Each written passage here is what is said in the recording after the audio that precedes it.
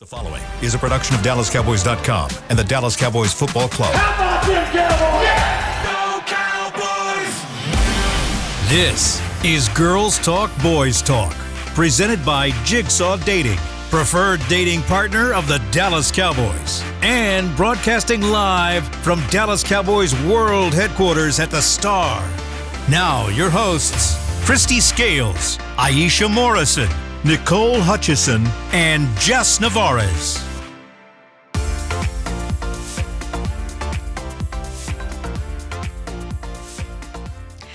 Hello. Welcome into Girls Talk, Boys Talk, presented by Jigsaw, the preferred dating partner of the Dallas Cowboys in the SWBC studio. I'm Nicole Hutchison alongside Jess Navarez, Aisha Morrison, and Christy Scales. Ladies, how y'all doing today? I went a different way today. That's okay. Right. It's okay. How y'all doing? Y'all good? Yeah. Y'all good? It's nice to have a 3-day weekend. Yeah. It was I know, awesome. that was awesome. I Yeah. felt good, relaxed. Got to see my friends. I think that's what it is. Oh, I know. I Yeah, feel and- refreshed. Yeah, and imagine the players after 3 games in 12 days, and afterwards, coaches saying, yeah, you could tell that there were heavy legs and tired legs, especially the second half of that game Thursday against Seattle. So for Seattle as well, but that is a lot to ask of NFL players, and the Cowboys do it basically every year. But this is almost like coming off of a mini bye.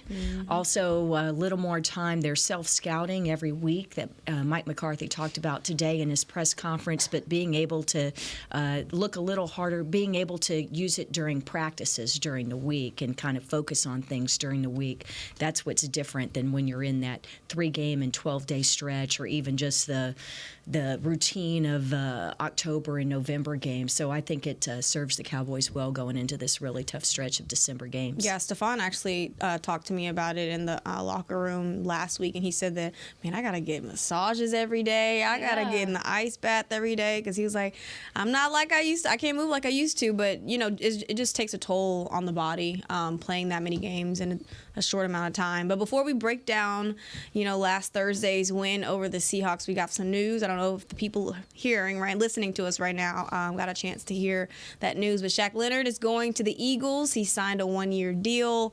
Y'all's thoughts on that? I mean, I know Aisha did not want to see him going to the Eagles when the report. Yeah, I didn't want to deal with it, but honestly, watching Philly's linebackers get toasted to shreds last night, they need all the help they can get. So more power to them. Yeah, they do. They have an issue with depth at linebacker. Cunningham's out with a hamstring injury, and then Nakobe Dean was already out. They had Morrow, and so Shaquille Leonard, whether he's able to play this week or even the rest of the year, he's coming off some, he's has an injury history going back to last season and was more limited in his playing time this year. But they really do need depth at linebacker. So and it's cheap, for them. Basically, a 1-year deal, the $1.08 million.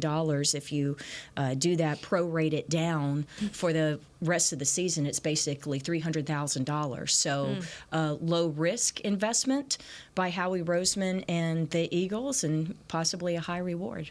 All right, you see this page? Yeah, I'm confused with what you're doing. We're going to turn the page because it's done, it's over with, and there's nothing else to talk about. That's what we're doing. Are you're upset with him because he chose Eagles, or just? Yeah. Honestly, yeah. Oh, well. Of all teams, of all weeks, yeah, a little bit. So we're turning the page. Of all weeks. I mean, really, it was either week 9 or this week. But to be fair, we talked about this. Yeah. He weighed out his options. Good for him for making a decision that he feels best suits him. Wasn't the Cowboys, so we turned the page. And you look at what you have in the room now. You have a Marquise Bell, which gives you really good hope for a future ahead. You have a Damone Clark, who has taken this really huge step that I don't think people appreciate enough in terms of his diagnosing and his communicating. You have a room already that, yes, it's thin, but it has been able to show you time and time again that you can bend, you just don't break. So you turn the page, you move forward, and it is what it is. But the draft, waiting for that. Yeah, definitely gonna be getting into linebacker film pre-draft. But also too, I wanted to add on, it also matters how the Cowboys play defense, and every player is gonna bet on themselves. Like he definitely feels as though he's still a starter in this league, and when you come into this Cowboys defense, it's not a guarantee you're gonna start. It's not a guarantee that you're gonna be always on the field, because Dan Quinn uses these guys very interchangeably. You have, and I have talked to some of the linebackers on the team about this, is that it is different being in a system where you're a true linebacker and sometimes you are sharing snaps with a safety. It's just the nature of this system. So it could also be that he knows when he's over there, he may not be coming off the field that much, and here he's going to have to take those opportunities when they come. Now, I would argue that would be a better situation for him. But do as you will. He's betting on himself to play well, and Philly's going to definitely probably use him often in the system. And there's familiarity with that Eagle staff and their ties to the Colts and when he was there. So, he made the best decision for him. Yeah. Well, hopefully, the Cowboys can make sure that they remind him of why he should have chose the Dallas Cowboys on Sunday. But before we get to that, we still got to talk about the Seahawks win. The Cowboys now 9-3 in the season. Another great performance from, of course, this offense. Another 40-point game that they put up points on an AT&T Stadium to extend that home win streak to 14 wins, y'all. Let's start with this offense. For me, I'll kind of just start with me. One thing that I kind of noticed that this team does a lot is that they're starting to disguise what they do offensively, right? Where they're adding a lot more like pre-snap motion, pre-snap movement, but it's gotten better to the point of where it's giving guys or opponents a much harder time to see what they're trying to do. Finally. Finally. See, they're paying so much more attention to what CeeDee Lamb's gonna do, and they're giving up opportunities for like Brandon Cooks. So there was one play in particular in the second drive. It was a lot. CeeDee had showed some movement, and Gallup was inside. And he basically took away the safety that was Quandre Diggs, and it was basically a beautiful ball by Dak in traffic. And just things like that I've noticed that this team does a lot better of, is just using that pre-snap movement to really kind of cause havoc for that defense. And I think that's what's given this team a lot more success. Yeah, post-bye, man. Listen. Good offensive coordinators steal, and that's okay. When you look across the league, this Cowboys also did something in the offseason that I think is a little understated, is how much change they made to their data and analytics team. And the analytics tell you that motion, pre-snap motion, a lot of the offenses that operate at a high level, they do that at a high clip. And it's really because when you have some of the best defenses you go up against, the Cowboys defense struggles with motion and stuff like that too. It's all around the league. So for Mike McCarthy to take on that post-bye and see, he and Schotty, because Schottenheimer mentioned it in one of his pressers, for them to take that on and add that to this offense, it takes pressure off of your quarterback to do everything. Also, too, it also makes things easier for your offensive line, your running backs, everyone that's involved. So I believe, if I'm not mistaken, I have to find the number, but I believe in the Seattle game, they use like 70% motion on like 70%, upwards of 70% on each play. And it's just keeping up with the times, being adaptive to what the league calls for, but it also just puts a lot of stress on the defense, and it helps with spacing, which is what the Cowboys struggled with to start the season. Spacing, it was a huge problem where you had receivers in the same spots or in similar in it, and that caused some congestion as well. So I'm glad that they decided to do that, and it's paid dividends so far with this offense. Things are just clicking. You are seeing everybody come into December football form at the right time. And something that Brian Schottenheimer said today, I asked him about the run game specifically because, like we've talked about, Mike McCarthy has divvied up the season into 3 trimesters. The second one has officially come to a close with the Seattle game. You're now officially the 3rd trimester of the season for the Cowboys, how they kind of analyze where they are individually as rooms and just as a unit as a whole. And what you're seeing now, and I thought this was fantastic from Schotty, is the offensive line really makes more of an impact than people would like to give it credit for. And specifically, you look back, you take it further back to training camp. And this offensive line didn't have a full training camp together. That starting unit did not have that time that others did around the league. And then what? They've only played 5 games together so far, and this is the cohesion you're seeing from them. And then look what that's done. That's opened up the run game. Since the last time the Cowboys have played the Eagles, they've had at least 100 yards rushing since week 9. Again, improvement. And again, at the same time, that's where the cohesion comes from that offensive line, which in turn opens up less pressure, like you said, Aisha, for Dak Prescott to feel like he has to play hero ball, and he has to be the one making these big chunk plays all the time. He's doing it because he wants to and he feels comfortable to, not because he feels like he has to save the game. So I think a lot of this credit that you're seeing go around, yes, it goes to Dak Prescott, it goes to the receivers, it goes to Brian Schottenheimer, it goes to Mike McCarthy's play calling. But don't forget the offensive line when you're giving your flowers to what this offense has done over the course of the last few weeks since the bye week. Yeah, and Schottenheimer also, in talking about the offensive line in the run game, said that the way the NFL is now in terms of what you can and can't do in terms of tackling and hitting and all that in the offseason and in training camp, it just takes longer for the run game to get established because you can't practice the way you used to. And to Jess's point about not having the continuity of the offensive line, but the other thing that he said that kind of made my ears perk up a little bit was he was talking about the unselfishness that it takes to have a good run game. And he specifically mentioned Michael Gallup, like with crackback blocks. Oh, absolutely. Right? Yeah. You know, I have and it's notes just, on him, yeah. So, and it's something that we've talked about Gallup. I think we talked about him on Friday, in fact, after the Seattle game, that, you know, he's not showing up in the stat sheet in the passing game, but is still able to contribute like that. And so there are a lot of factors that go into all of it. But you're right, Jess. I think most people are pointing to the continuity of the offensive line, not just in terms of the running game being better, but certainly Dak having as much time as he's had to, air out the ball down the field and not just a dink and dunk kind of offense that is often associated with the West Coast. Is there anything that's still lacking from this offensive line? Is there anything that you feel like they can still improve on? Because to me, yes, but I don't know. I just feel like they're playing their best right now. That's just me. Run. I think this is their best that they're playing this season. When I went back and watched this game, the interior of the Seattle defense really gave them some trouble. And when I think what comes into play is some of the things you two ladies were talking about, where it's sometimes it's the communication, sometimes it's gap exchanges, and teams are stunting and stuff like that. So the communication, to you guys' point, the continuity and stuff is important. But with this offensive line, I do believe that they're still figuring, or that they're starting to figure out what they do well. A lot of offensive lines across the league right now, to me, are not just power. Like Philly's offensive line, that's almost an anomaly kind of to me in what the league is right now. Even if you look at the draft, a lot of the offensive linemen that came out with are athletic with strength.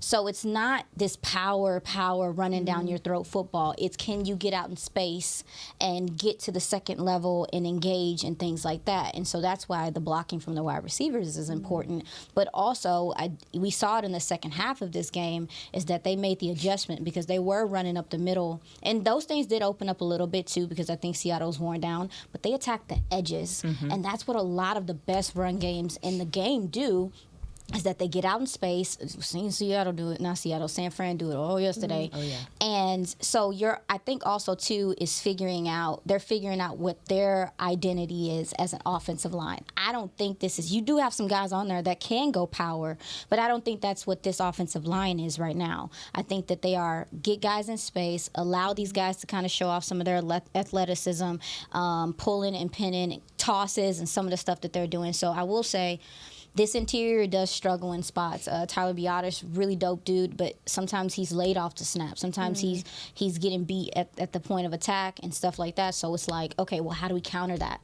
How do we help these guys out? And it's getting them out in space and the misdirection and some of that stuff as well. So what the offensive line is to me right now, I think they can improve with the communication. But as far as I think right now, I think I have a big enough sample size to know this is an athletic offensive line. Let's lean into that. And when you have to go power, then you can bring a Lipke in, as they've been doing. You can bring some of those extra blockers in and stuff like that. Let's try to get to the second level, attack the edges, because a lot of DNs can't get off blocks, and let's do it there. So long answer, but that was something I really saw in this game, and I said, okay, because we have the sample size as you're talking about, Jess. It's like we've been waiting for a while. This is what they are. Let's play to their strengths and see what we can do from there. Yeah, I'm 100%. I would consistency in the run game. Consistency in the run game. Yeah. She said. Yeah. Period. I'm not gonna say all that. Yeah. Consistency. No, it's exactly what you say. Yes. Yeah. Because in the previous years, the identity of this team was the ability to impose the will in terms of running the ball. Say that. And they're not to that point. Right now, if you say what's the identity of the team, it's Dak to CD, and then you've got, it's throwing the ball downfield. It's the big plays, Aerial and attack, it's these, and that's great. That's the way the league is now, and so that's wonderful. But there are still going to be times, particularly at the end of the season, December and playoff football, where you have to be able to run it when you got to run it. Say it. Yeah. You want to talk about a measuring stick game for the run? This is it right here. This is the game, because if you go back and you watch the Philly game and the San Fran game that we just saw, we all were watching it. The one thing that I saw that was the Achilles heel was how the Eagles cannot defend the run. And in my head, I'm thinking, oh man, if I'm Tony Pollard, if I'm Rico Dowdle, I am licking my chops watching this game right now, because this is the game to establish that you can also be a run threat in the NFC East at very most, right? Because of what this game means. But this is the measuring stick of how strong it is, because you were a little worried about the Seahawks game and specifically how much production. They got 34 attempts, 136 rushing yards in that game. Not only that, Tony Pollard is coming off of 3 straight weeks of having touchdowns. You'd like to see Rico Dowdle a little bit more in the red zone, but you talk about the red zone success that this team has been having. You add that factor, the rush factor, into the red zone, you're going to continue to be productive, and I think that is one of the main things going into this game. Is we always talk about the 3 and outs. Preferably not doing it in the first drive. But if you can continue to win that time of possession in this matchup against the Eagles, you can continue to utilize your run threat in the red zone, you're going to get those necessary points on the board. You're going to get ahead, and look what happens when you get ahead of the Eagles. They could not catch up, and they were literally running, trying to run for that lead again. You said that this is the game to really try to establish the run. Well, they tried to in the first matchup against the Eagles, but then they went away from that. So it's more about, I guess, and I agree with you. I'm just saying it's more about sticking with it rather than kind of bailing away from it. I think that'll kind of be important as well. It goes to the point of the consistency. Yeah. And the confidence. And it's also the situation within the game as well. If you fall behind, then, generally you're going to have to run more than pass. So I mean, back to what I was saying before in regard to attack the edges. It's because it's again too. When you go back to the game against Philly, they do got some hams in the middle of that defense with Jalen Carter, Jordan Davis, Fletcher Cox filling in. Like they got some guys that can stop the run on the end. It's their strength. So why would you run at it? Go at those guys. It's Reddick and Sweat. Josh Sweat. Yeah, and Josh Sweat. These guys are. I think Reddick can give you something in run defense, but he's a bit undersized. Take advantage of that.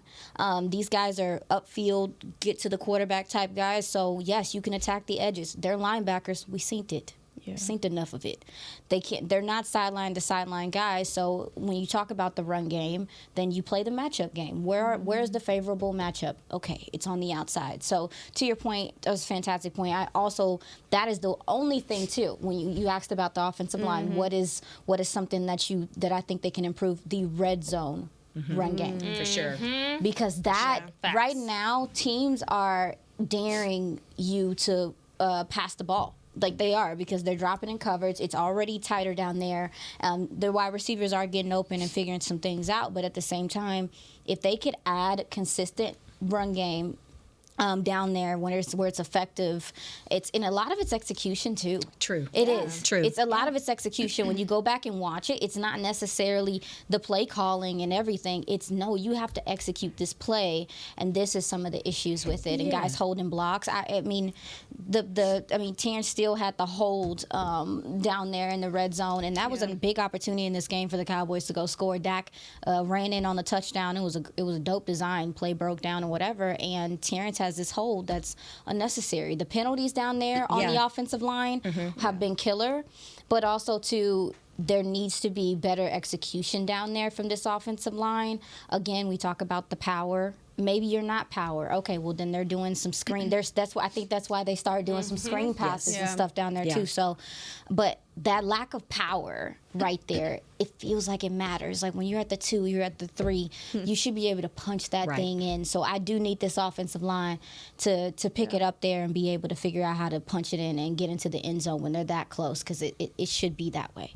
Do you bring in some extra protection like a tight end, maybe like a Jake Ferguson? They do. Well, yeah, but I'm saying like more often. Well, the fact that they're having to do that is not good. It's not okay, especially with the light boxes that they are seeing. There's people are not crowding the line like that on them. They're dropping 6 people into coverage because it's the red zone, and they know your passing threat is so make them pay. True. So to your point, that might be important this game to make them pay for dropping 1 million people in coverage, showing that, putting that on film.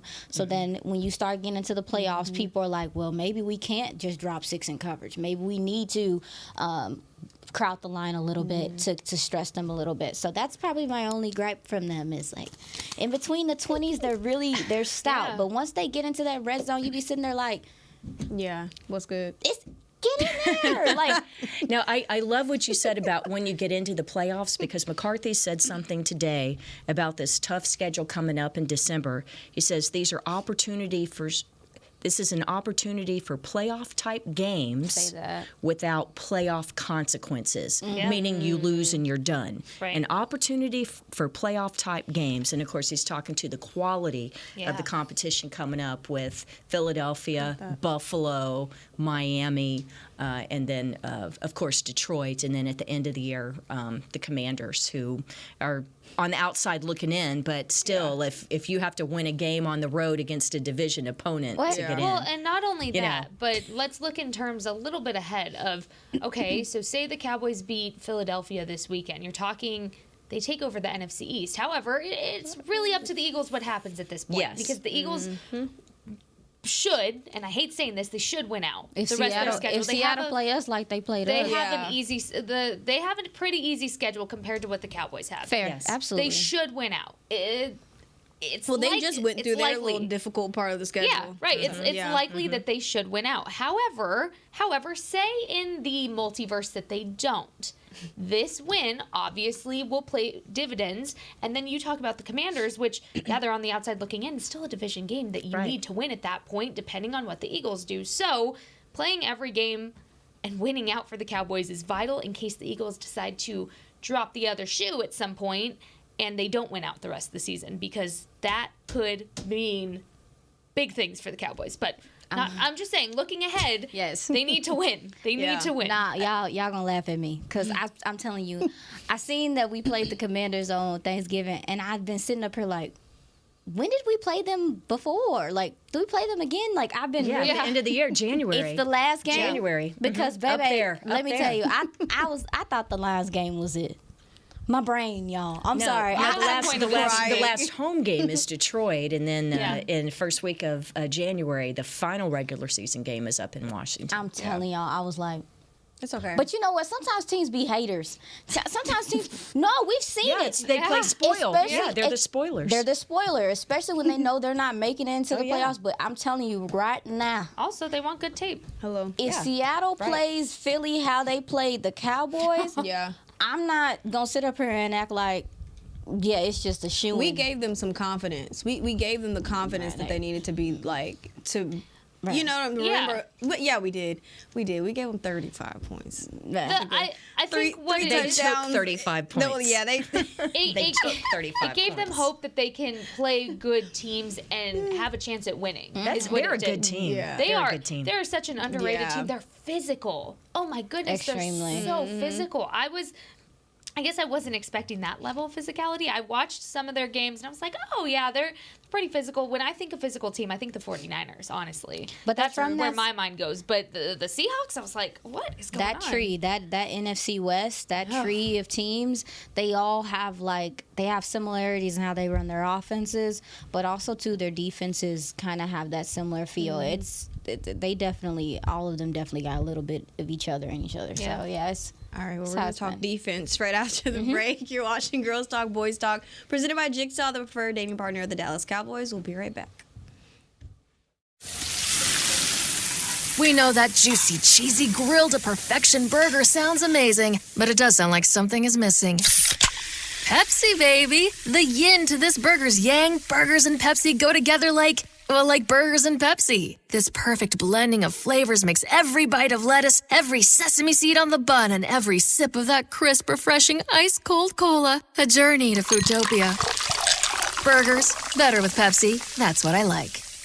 At Jigsaw Dating, we obviously want the Cowboys to bring that 6th ring home. But to be honest, we're more focused on finding the person who will put a ring on your finger. That's why we created a dating app that reveals your face through meaningful conversation, so you can date deeper. Because it's personality that matters the most, not looks. Join Jigsaw Dating today, dating partner of the Dallas Cowboys.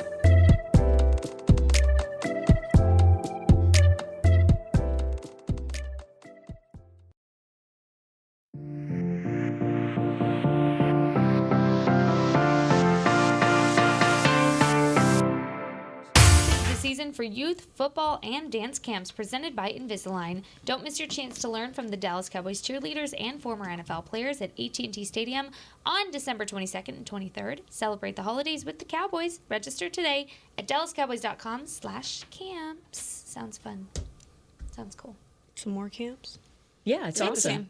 It's a great holiday gift, and especially when you got, what are we going to do with the kids while they're out of school? Or we have family coming into town. What can we do? Or you live close enough that you could do a little road trip to Dallas, and it's awesome. So it's December 22nd and 23rd, one-day camps, and they're a lot of fun. So look forward to meeting all of you guys who come out to the one on December 22nd. Ooh, there you go. You can go tell Christy how much you listen to the podcast. There you go. I would appreciate that. It's fun. I do have to say, it's really fun to be at AT&T Stadium or even on the road trips where we're walking into the hotel and people are like, hey, Girls Talk, Boys Talk, Boys. Oh, that is Girls so Talk, cool. Boys Talk podcast. I love that. Enjoy it. So thank you to each of you who take time to come say hi. Yeah. You want to know what else was fun?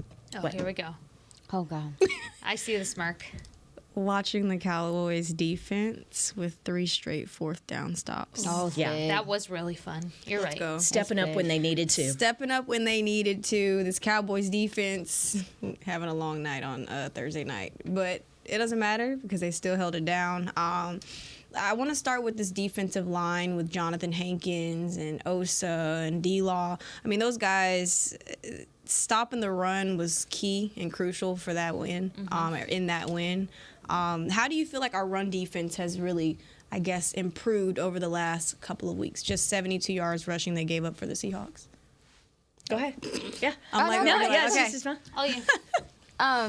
Dang it! I wasn't ready yet. That's why I was like, No, you're good. You're good. Can start. We can start somewhere else. No, it's totally fine. It's totally fine. No. I did. I went back and watched the game again today, and I was just looking at Osa, and just how he's improved. And it's little stuff, and that's why they say that DTs they're kind of like the unsung heroes because you don't see what they're doing. But I think Osa had 4 stops last week, and I was just looking at him just hold double teams, and it's just that little bit of time that allows your linebackers to come up and fill, or for your corners, whoever that are coming to help out on the edges and stuff. And so watching him and just looking at his improvement was big. Jonathan Hankins is just he makes all the difference with his. Sometimes it's just his size. Sometimes it's just him like being out there And I think that they have improved, and I think the timing of it all has gotten better. I do think that DeMarcus Lawrence is the difference maker here. Absolutely. And just what he is, because it's not even when you go back and watch the film, he's moving guys around, he's telling them to move over, he's putting them in, sometimes putting them in the right gaps, and typically you think of your linebackers being those guys, and that happens, but he's a guy that can do that himself. He's so intelligent. Dan Quinn talked about how one thing he's shown him this year is his ability to make those plays in these crunch moments. And sometimes, because sometimes some of the things that he's doing, it's a risk. It's a risk, jumping gaps and some of the stuff he's doing, but he trusts his film. It lets you know how smart he is and how much he's in his film, and that he trusts that he can make the play. I mean, some of the things he did against the run, he took over the second turnover on downs. He took over that whole drive. Yeah, he did. I mean, just phenomenal play by him. So to that point, yes, I do think the run defense has improved over this year, but a lot that has to do with it is Osa improving and D-Law being that guy, because people don't want to go to him. They don't want to run to his side. They're going to try to attack the other side. So he makes a difference, kind of how Trayvon used to, where you're like, you don't even want to throw to that side. He takes a part of the field away. Just can't be overstated how well he's playing. And his whole career, and it's always when it's late in the game and you need the stop, it's D-Law. But I love Jess, the fact, I think it was your question today of Dan Quinn talking about Hankins, right? Yeah. Because there was a lot of praise for Hankins today. So here's the thing. I got to catch up with Jonathan Hankins today at the hospital visit. So went to Scottish Rite Children's Hospital for the player visits, and it was a fantastic morning. But he was one of the guys there, and it's so funny because, like you mentioned, Aisha, he's this big guy, and he was holding these little babies, taking pictures. He had his sunglasses on. And it was one of those things that I just got to thinking. So as soon as I got home, I started kind of rewatching some of the big plays. And then Hank stood out to me. He just stood out. So then I did some even more digging, and I realized you've seen Jonathan Hankins have a multi-sack game against the Commanders. He had one against Seattle. Those are the first 3 sacks he's had of his career as a Dallas Cowboy, even since last season.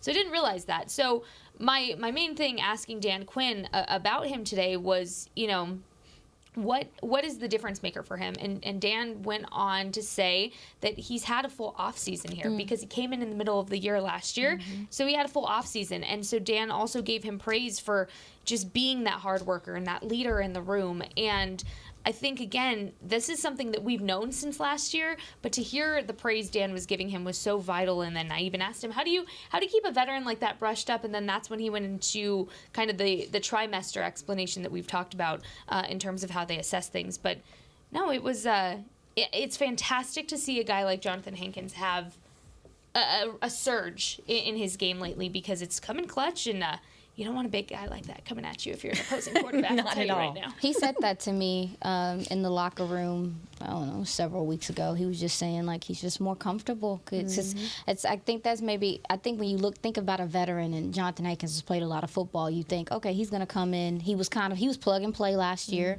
Okay, he's fine. But Dan Quinn mentioned today, he was like, I'm figuring out what makes him tick. I'm figuring out what he likes to do, and I think we're starting to see some of that come to fruition. Yeah, I think this defensive line, what they allowed was 72 yards on the ground, 3.3 yards a carry. Charbonnet is not an easy feat. He's not. And so I felt like, obviously we talk about the running quarterbacks and things like that. I felt like they contained pretty well for the most part. I know Geno escaped up the middle for the touchdown, and it hurt.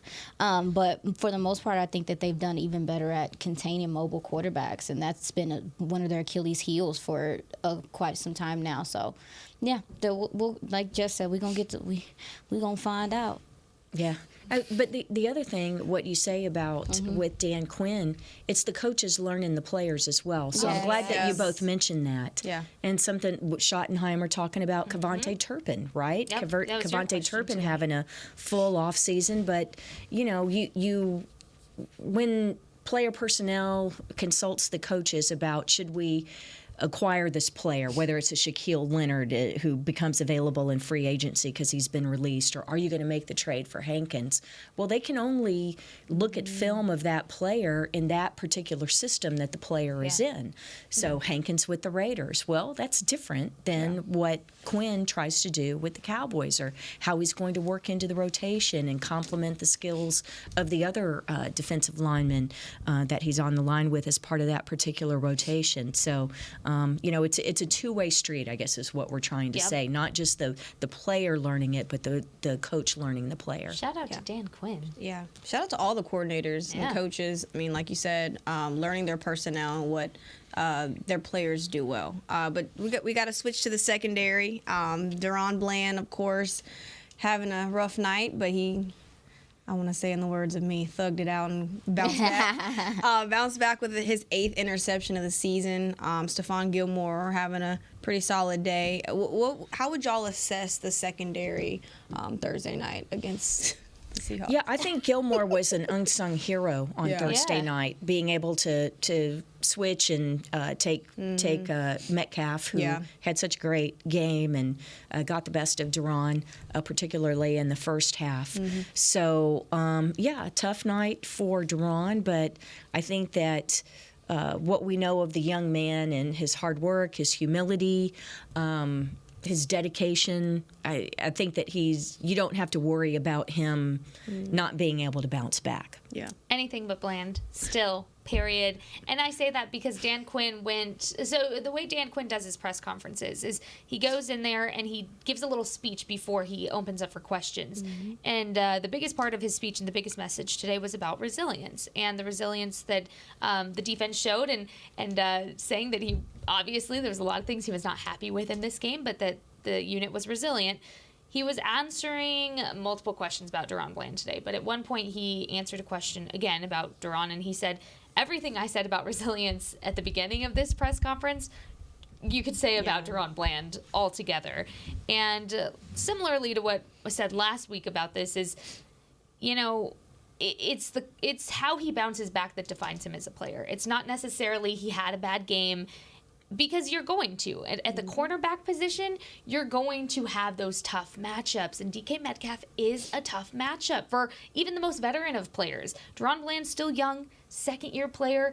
It's expected that there's going to be those matchups. He can be as great as he can be. There's going to be those matchups sometimes. And that's just the nature of the cornerback position. And, Dan even talked about that, saying that that's essentially the most looked at position on the defensive side of the ball. And so, he's going to get scrutinized a little bit more because he didn't have a great game. And, you go from breaking NFL history to a not so good game. But what I liked about Dan Quinn today is, I like Dan Quinn every day, but what I liked about his response is that he was asked, did you have that conversation with Deron about maybe not having a good day after he's had this run? And he said, not necessarily that conversation, but it was brought up to say, hey, not every day is going to be your day, and it's how you bounce back. And so to see that Deron even took that at his lowest moment, which you could call his lowest moment, it was probably his worst game in the first half there, and to bounce back and still get the only interception in that game tells you everything you need to know about Deron Bland being anything but Bland. We'll die on that hill. Now, do y'all have any concern at all, and you can say no, yes, on if he is lined up with a faster, stronger, bigger receiver, do you feel like he has kind of taken that game, the Seahawks game, matched up against DK Metcalf as like a lesson? Or, what's kind of your thoughts A.J. there? Brown is physically a lot like DK.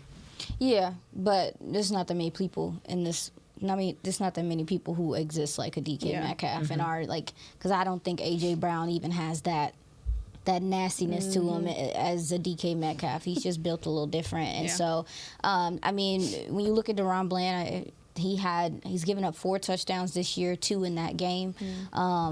And to your point, Christy, I think Stephon Gilmore was kind of a savior because after the half, DK Metcalf had 2 receptions for 16 yards. Yeah. I believe he still had the TD, but that was some miscommunication from the safeties. So that's where I wanted to go. Listen, I'm gonna keep it real buck with you. This safety room has not performed up to expectations. And I'm disappointed because I felt like they were going to come out and be fiery how they have, but you're lacking the energy and the run support. I mean, I remember, even last year, you see, and I understand Donovan's dealing with he had the calf, and he's coming back from that. But that explosiveness and him and how much he knifed through in the run game and the plays in the backfield and the blitzing and stuff, you miss that. You miss that right now. You miss J-Ron Curse in coverage. He's getting beat a lot. Yeah. He is. It's disappointing. And again, he's not giving up touchdowns like that, but the yardage in between that, it matters right now. Malik Hooker, he's quiet. I talked about him a few weeks ago. He's not someone that you're just like, oh my God. But when they take him out of that single high safety and they put somebody else back there, you're not getting the coverage that you need. And so, again, we talked about the coaches learning their players, seeing where their players are, self-scouting. Maybe that needs to be done right now. Maybe we can see a little bit more Wanye and stuff situationally. Maybe in this, again, this is just no knock to these gentlemen, but I can't ignore what I see on film, and I'm not going to ignore what I see on film consistently. And so there are some coverage things with this secondary, particularly the safety position. The safety position is supposed to give the corner security. And since some of these plays, you can tell that the corner is looking for that safety to be in position, and they're not. And these big explosive plays that are happening are the detriment of this defense right now. And also, too, obviously the penalties are huge, too. They were untimely. The pass interference, the jumping off sides and stuff like that. If you knocked all that out, this defense has a great game. Yeah. And, again, we know that the officiating crew was, like I said, my mom on TV. But these safeties have to be better. Yeah. And they have to contribute more. And again, if they can't, because you're going to go up against secondary. This might have been the best receiving core I think you're going to see maybe for a minute. Philly got a gauntlet coming this way, but the way it was a lot of the play design and stuff too that I'm talking about as far as their offense, Seattle, and how they do things. Might be one of the toughest tests you've had. Quick weeks, all that stuff. I get guys' legs are heavy, but I'm talking about assignments and playing them well. So this safety room, to me, in this secondary, they're going to have to play better moving forward and do what they need to do, because they've been better than this. I believe they're better than this. And you're going to need them down the stretch. Yeah. I'm sorry, I'm off my box. No, Donovan Wilson's entire career, when there was a takeaway, usually he was in the middle of it. He had that hasn't been the case this year. That 7 hasn't sacks. been the case this year. I also think he makes a lot of had made a lot of catalytic plays coming into this season. I'm not trying to make excuses, but we talked about the offensive line having to play catch-up essentially because of the lack of training camp. Dono didn't have any training camp. Absolutely fair. Right. He's dealing with a calf issue. There was no training camp. So he's on a different progression than the rest of the safety room. I can't tell you what the deal is with J-Ron. I can't tell you about Malik. But I can say, in terms of Donovan Wilson, he's on a different progression. And so I think that makes the difference in what you're seeing from this year to last year. Well, yeah. Okay. Yeah, but it's week 13. There you go. Yeah. We don't. And J-Ron has missed time with a back and a toe. So, but everybody's dealing with the same stuff at this point in the season. There you go. All right, we're going to take our second break. You're watching Girls Talk, Boys Talk, presented by Jigsaw, the preferred dating partner of the Dallas Cowboys. We'll be right back. I didn't even know. At Jigsaw Dating, we obviously want the Cowboys to bring that 6th ring home. But to be honest, we're more focused on finding the person who will put a ring on your finger. That's why we created a dating app that reveals your face through meaningful conversation, so you can date deeper. Because it's personality that matters the most, not looks. Join Jigsaw Dating today, dating partner of the Dallas Cowboys.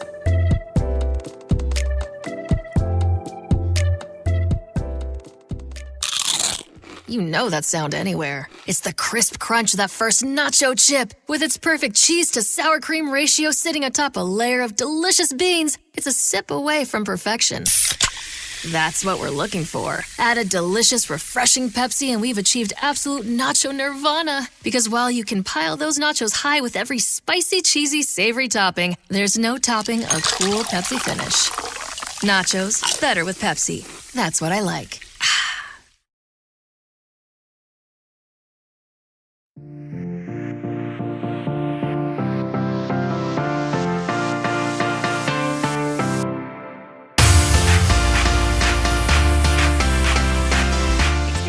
most electrifying event of the holiday season, Cowboys Christmas Extravaganza powered by Reliant. Every Friday and Saturday night through December 16th, Cowboys Christmas Extravaganza ignites the star in Frisco with an unforgettable holiday performance showcasing 65 performers, including the world-renowned Dallas Cowboys cheerleaders, Santa Claus, and appearances from your favorite Dallas Cowboys football heroes. Visit thestardistrict.com for more information. All right, ladies, we went a little over in that second vlog, but just real quick, if you want to see more improvement from one group on this team, who is it? Well, I'm going to guess you're a secondary. Safety? That's my safety room, absolutely, all right. for me. I'm going to say... Christy, go first. Yeah, safety. Oh, man, I was sorry that was so quick. No, Sorry, that was so quick. different. I'm saying tight ends because you're seeing enough from Jake Ferguson, but I want to see a little bit more from Luke.